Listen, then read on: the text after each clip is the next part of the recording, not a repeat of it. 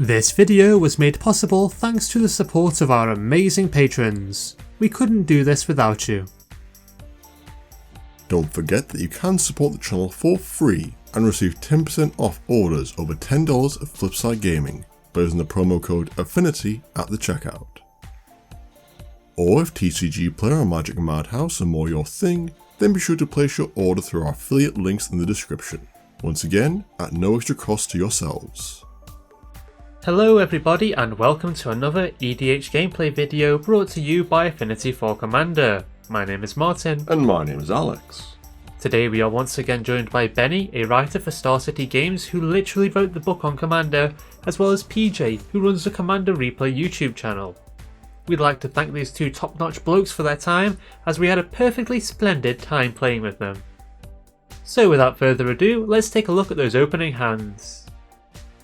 I'm playing my Akiri Line-Slinger and Tymna the Weaver equipment deck, and keep an opening hand of Soul Ring, Pure Steel Paladin, Sword of the Animist, Duretti Ingenious Iconoclast, Smothering Tithe, Graven Khans, and a Plains. I'm playing my Oloro Ageless Aesthetic Life Gain deck, and keep a hand consisting of Darksteel Mutation, Veto Thorn of the Dusk Rose, Angelic Accord, Esper Panorama, Dismal Backwater, an Island, and a Swamp. PJ is also playing an equipment deck, headed by Aurelia the War Leader. He keeps an opening hand containing Tomo Legends, Boros Signet, Pure Steel Paladin, Thalia Heretic Cathar, Rogue's Passage, Strip Mine, and Plateau. And last but not least, Benny is playing his Prossh Skyraider of Care Sacrifice deck. His starting hand is made up of Mana Vault, Rancor, Arcane Signet, Eldrazi Monument, Raging Ravine, Bio, and a Forest. PJ wins the die roll and starts the game off by playing Plateau. He then passes the turn. I gain 2 life for my upkeep thanks to my commander's ability and play Dismal Backwater. I gain another life and pass the turn. I play a Plains and cast Soul Ring. Not yet finished, I cast Sword of the Animist and end my turn. Benny plays Raging Ravine and passes to PJ. PJ plays Strip Mine, casts Tome of Legends, and puts a page counter on the book. Out of mana, he passes the turn. I gain 2 life, play Esper Panorama, and end my turn. I play Great Furnace and cast one of my commanders, Akiri Line-Slinger. Next, I equip my sword to the core and pass to Benny. Benny plays a Forest and casts Arcane Signet. He then passes the turn. PJ plays Rogue's Passage and casts Thalia Heretic Cathar. With nothing more to do, PJ ends his turn. Martin responds to this by sacrificing his Panorama to put a Plains into play from his library, and then proceeds to his turn. I gain 2 life and play a Plains. Next I cast Darksteel Mutation, run into the next room and enchant Akiri with the Aura. Satisfied with my play, I pass to a rather annoyed looking Alex. I play Graven Khans and move to combat. I attack Benny with my Insect, triggering my sword's ability. I search my library for a swamp, put it into play, and damage then occurs. Benny takes 1 damage, and I move to my second main phase. Here I cast Smothering Tithe, and pass the turn. Benny draws, paying 2 for Smothering Tithe. He then plays Spire Garden and ends his turn. PJ refuses to pay 2 for Smothering Tithe, allowing me to create a treasure. He then plays Tectonic Edge, casts a Sword of the Animist of his own, and equips it to Thalia. Moving to combat, PJ attacks Martin with his Heretic, putting a Plains into play with his sword. Martin takes 4 damage, and PJ passes to Martin. I gain 2 life, let Alex make a treasure, and play a Swamp. Next I cast Veto, Thorn of the Dusk Rose, and pass the turn. I sacrifice a treasure and use the mana produced to help cast Pure Steel Paladin. Next I cast Cranial Plating, drawing a card from my Paladin's ability, and equip the scary looking helmet to my Bug. Not yet finished, I sacrifice my other treasure to help cast my other commander, Tymna the Weaver. Moving to combat, I attack Martin with my Insectified Akiri. I completely forget about my Sword of the Animist trigger, and Martin takes 4 damage. In my post-combat main phase, I pay 1 life to draw a card with Tymna's ability, and then move my sword and my plating over to the web-spinning lady before ending my turn. Benny lets Alex make a treasure and plays Bio. Next he casts Mana Vault and casts his commander, Prossh, Skyraider of Care. Benny makes 6 1/1 Kobold of Care keep tokens and passes to PJ. PJ doesn't pay the Smothering Tithe tax and casts Boros Signet. Next he casts Pure Steel Paladin, once again copying my plays, and taps his Tome of Legends to draw a card. I make another treasure and PJ moves to combat. I respond by sacrificing 3 treasures to cast Crackling Doom, dealing 2 damage to each of my opponents. Benny then sacrifices Prossh, PJ sacrifices Thalia, and Martin sacrifices Veto. Not to be deterred, PJ equips Sword of the Animist to his Paladin and passes the turn. I gain 2 life, let Alex create a treasure, and cast Angelic Accord. Next I play Kabira Crossroads, gaining 2 life, and move to my end step. My enchantment triggers, creating me a 4/4 angel token with flying, and I end my turn. I play Bloodstained Mire and then cast Generous Gift. I destroy the Darksteel mutation attached to Akiri, giving Martin a 3/3 elephant token, and move all my equipment over to my newly freed commander. Moving to combat, I attack Benny with Tymna and Martin with Akiri, and Martin blocks with his elephant. Benny takes 2, I gain 2 from my Weaver's Lifelink, and I move to my post-combat main phase. Here I pay 1 life to Tymna's ability, drawing a card, and pay another life to sacrifice my fetch land. I put Godless Shrine into play tapped this way, and then pass to Benny. Benny takes 1 damage from his Mana Vault, pays 2 for Smothering Tithe, and casts Eldrazi Monument.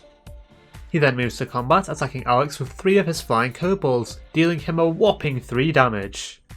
With nothing more to do, Benny passes the turn. PJ lets me create a treasure token and casts Sword of Fire and Ice. He draws a card from Pure Steel Paladin, making me another treasure, and then casts Duelist's Heritage. Next he equips his sword to the Paladin, moves to combat, and attacks Benny with his creature. Duelist's Heritage triggers, giving the Paladin double strike, and Benny is unable to block, given that it has protection from red. Sword of the Animist then triggers, allowing PJ to put a mountain into play from his library, and Benny takes 10 damage. Ouch. Sword of Fire and Ice then triggers twice thanks to double strike, and PJ deals 4 damage to Akiri, killing her. He then draws 2 cards and moves to his second main phase. Here he plays a Plains and ends his turn. I gain 2 life, Alex makes a treasure, and I cast Exquisite Blood. I then play Seraph Sanctuary, gaining a life, and move to combat. Here I attack PJ with my Angel, dealing him 4 damage and gaining 4 life from Exquisite Blood. Next I move to my end step, creating another Angel with Angelic Accord, and gain yet another life from Seraph Sanctuary. Such synergy. Happy with my turn, I pass to Alex. I move all of my equipment over to Tymna and then move to combat. I attack PJ with my commander, putting a mountain into play with the Sword of the Animist, dealing him 11 damage and gaining 11 life from my Weaver's Lifelink. Martin then also gains 11 thanks to his Exquisite Blood, and I move to my post-combat main phase. Here I recast Akiri and cast Mother of Ruins before passing the turn. Angelic Accord triggers, making Martin a 4/4 Angel, and Benny proceeds to his turn. Benny doesn't pay the 2 for Smothering Tithe, sacrifices a kobold to his monument, and takes 1 damage from his Mana Vault. I gain a life from my enchantment, Benny plays a Swamp, and he then casts Aggravated Assault. Not wanting to leave himself open to my army of angels, Benny decides not to attack and ends his turn. PJ lets me create a treasure with my Tithe, and starts his turn by casting Steelshaper's Gift. He searches his library for Sunforger, casts the hammer, and draws a card with his Pure Steel Paladin. I make another treasure, and PJ equips Sunforger to his Paladin. He then moves to combat, attacking Martin with his multi-weapon wielding creature, which he gives double strike thanks to his enchantment. Sword of the Animist triggers, and PJ searches his library for a Plains before putting it into play tapped. Martin blocks the Paladin with an Angel, and PJ passes to Martin. I gain a life in my upkeep and let Alex make a treasure. Next I play an island and cast Imprisoned in the Moon. I once again get up, make my way over to the room in which Alex is playing, and turn Akiri into a land before moving to combat. I attack PJ with an angel, dealing him 4 damage and gaining 4 life. I then move to my end step where Angelic Accord creates another angel. I gain another life from Seraph Sanctuary and then pass the turn. I start my turn by casting Stoneforge Mystic, searching my library for Sword of Light and Shadow with her ETB. I then cast the sword, drawing a card thanks to Pure Steel Paladin, and equip the blade to Tymna. Moving to combat, I attack Martin with my commander that isn't a land, triggering Sword of the Animist. I put a swamp into play tapped, and Martin takes 18 damage from the Weaver. I gain 18 life as a result of her lifelink, 3 life from Sword of Light and Shadow, and move to my post-combat main phase. Here I cast Hangerback Walker, where X is 3, and end my turn. Benny sacrifices a kobold, loses a life to his vault, and lets Alex make a treasure. I then gain a life, and Benny casts Korvold, Fey-Curse King. He sacrifices Mana Vault to the dragon's ETB, putting a +1/+1 counter on him and drawing a card. Alex creates another treasure, and Benny passes to PJ. PJ responds to this by activating Sunforger when equipping it from his paladin and casts Enlightened Tutor with its ability. He uses the tutor to put Sword of Feast and Famine on top of his library, and then proceeds to his turn. PJ draws his sword, making me a treasure, and then casts it. He draws with Pure Steel Paladin, letting me create another treasure, and then equips it to his already well-equipped creature. Moving to combat, PJ attacks Martin with his paladin, putting a Martin into play with the Sword of the Animist.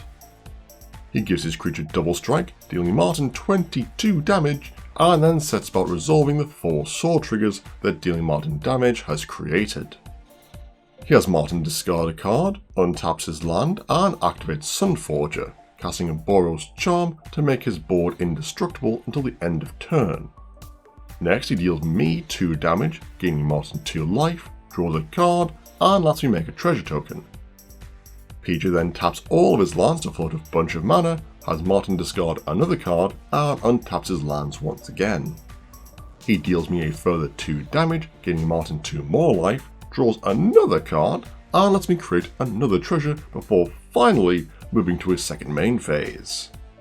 Here he casts Austere Command, destroying all artifacts and creatures with CMC 3 or less.